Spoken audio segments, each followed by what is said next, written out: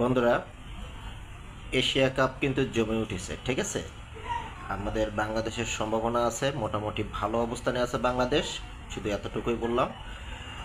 এর ভিতরে একটা কথা বলি, বিভিন্ন রকম অ্যানালাইসিস যারা করে তারা প্রথম বলছিল যে এশিয়া কাপের ভিতরে সবচেয়ে শক্তিশালী দল আছে ইন্ডিয়া, তারপর সেকেন্ড টিম হচ্ছে আপনার আফগানিস্তান।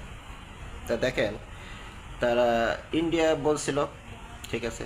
সেকেন্ড টিম হিসেবে যে আফগানিস্তানকে ধরে রাখছিল, সে আফগানিস্তান কিন্তু প্রথম এই কাপ থেকে ছিটকে চলে গেছে। দ্বিতীয়, তারা বিভিন্ন খেলা রানিং অবস্থায় শ্রীলঙ্কার খেলা দেখে তারা শ্রীলঙ্কাকে সেকেন্ড টিম হিসেবে ধরে রাখছিল শক্তিশালী হিসেবে।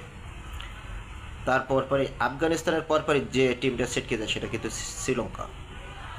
এখন তারা পাকিস্তানকে মনে করেন যে সেকেন্ড টিম হিসেবে ধরে রাখার জন্য ধরে রাখছে, যে তারা সেকেন্ড টিম হিসেবে পাকিস্তানকে ধরতেছে। তাহলে কি পাকিস্তানও চলে যাবে? তাই যদি হয়, যার নিয়ে কোনো মন্তব্যই করিনি সেই টিম বাংলাদেশ, সেটা কিন্তু আছে। আমরা থাকবো ইনশাআল্লাহ। আমরা সেকেন্ড টিম হিসেবে না, আমরা ফার্স্ট টিম হিসেবে থাকবো। ধন্যবাদ।